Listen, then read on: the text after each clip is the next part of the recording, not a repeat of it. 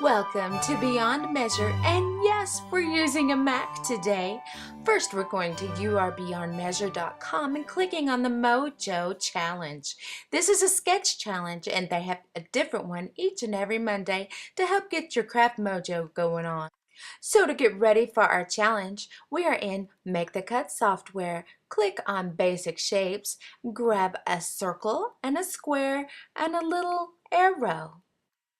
Next, rotate the arrow and duplicate by 3. Size, stretch, shape, whatever you need to do to make it the way that you need it for your sketch. Let's see, they have scallops in the sketch. So let's go into the Make the Cut gallery and type in scallop. Search. Great choices. I'm choosing the scalloped card front, in which I will highlight and click the blackout feature so that it'll become solid along the scallops. Now size and shape to your heart's content. To size and shape, click and drag.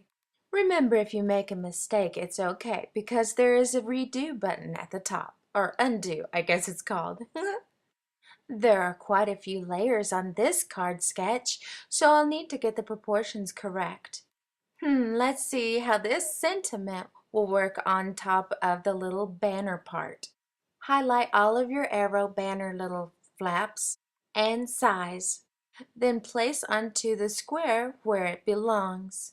Next, we'll Boolean join, but remember, when you Boolean join, you can only join 2 objects, so you have to do them 2 at a time. And for the effect in which we need, we are clicking on Union in Boolean join. It's a lot easier than baking a pie. Now, to size all of them proportionately, highlight all, click and drag. The little random ribbon slider will not be used in this project, but at that moment, I thought I would use it. Okay, now we get to do an exciting new technique with Make the Cut and the Zing. Go to Basic Shapes and grab a rectangle and size large enough for your stamps to fit within and print.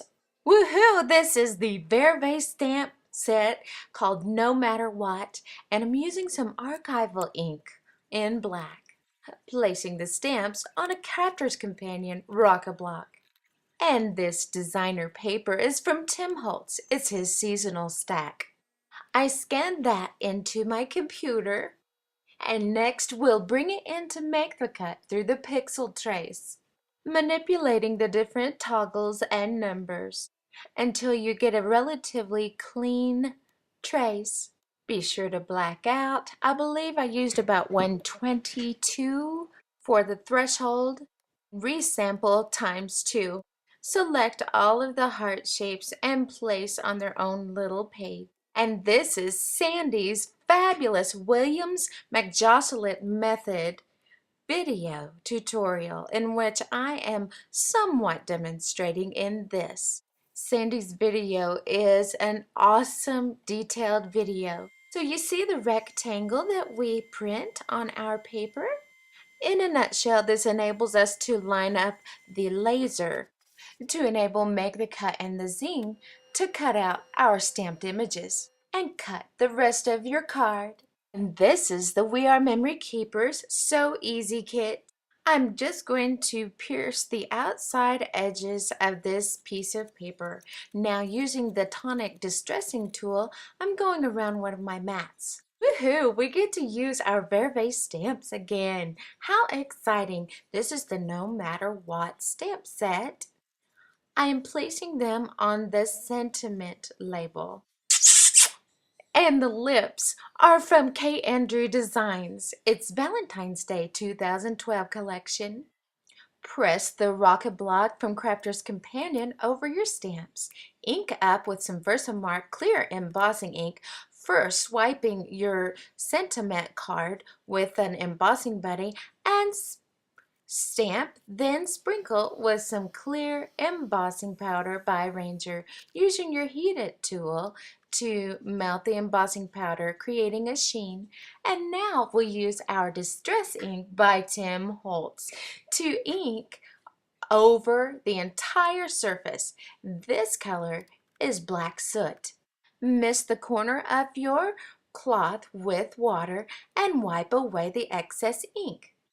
Now I'd love to ink atop my die cuts with a view foiled red paper. And we'll cut out the middle of this heart in a moment. But first, I need to distress the edges just a hair around this little mat with banners. And next, we'll ink it a hair with the festive berries, Distressing by Tim Holtz and Ranger. Our scalloped mat will emboss in our Sizzix Damask embossing folder with the Sizzix Texture Boutique embossing machine. Next, I'll pull out the sandpaper and sand. This cardstock is the lightest color in the collection of the nostalgic collection of Tim Holtz Craft Core. I distressed the edges and now we're inking with festive berries and now with black soot. And let's grab our largest mat that is from the seasonal collection from Tim Holtz and ink those edges. And I know you've been on the edge of your seat as to what we were going to do with this heart. We're going to use the Awesome Tonic Scissors by Tim Holtz and trim around the black edge. Then adhere with the Zotz 3D glue dot. This is what they call paper piecing. Next, we'll grab our Crayola white colored pencil and add some faux chalk marks on our faux chalkboard. Just make some straight lines around the edge and a few little flourish or swirlies, however you would like to call them, and do some shading around the edges of the different images. It'll give a more hand-drawn appeal. At this point, I grabbed my Prismacolor white colored pencil, in which I like the effect better on this particular project, but honestly the Crayola one worked better on the previous project, so just have fun. This is hemp cord and I'm going to go up from the bottom each time that I put the needle through, and I'm skipping every other hole. This is for a very distressed look.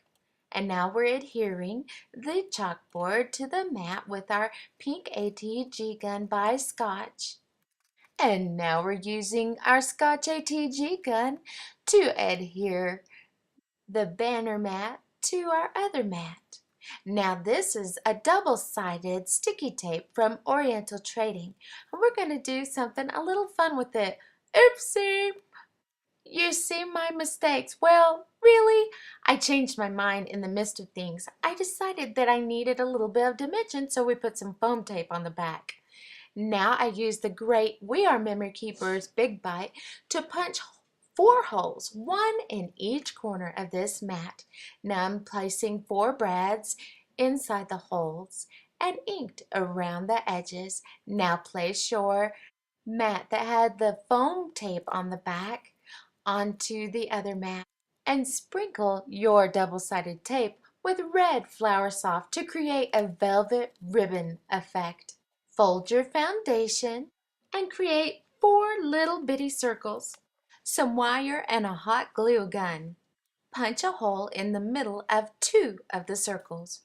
Grab a little piece of wire and wrap it around a smaller pencil to form a spring for your little wiggle wire. Now at one end of the spring, you'll want to thread that through the hole that you created, then hot glue the solid circle to that end so it encloses it and keeps it sturdy. And you'll do the same thing on the other end. Adhere the wiggle wire to your card with hot glue and adhere the heart with hot glue. My heart beats for you using distress stickles in fired brick. Even though this is for my stud muffin sweetheart and it's a masculine card, whoop, there was Sugar Kitty. Distress stickles are great to use because they give a vintage sparkle, not so much of a feminine sparkle. And this is our completed project. Love is in the air. Thank you so much for watching, and be blessed beyond measure.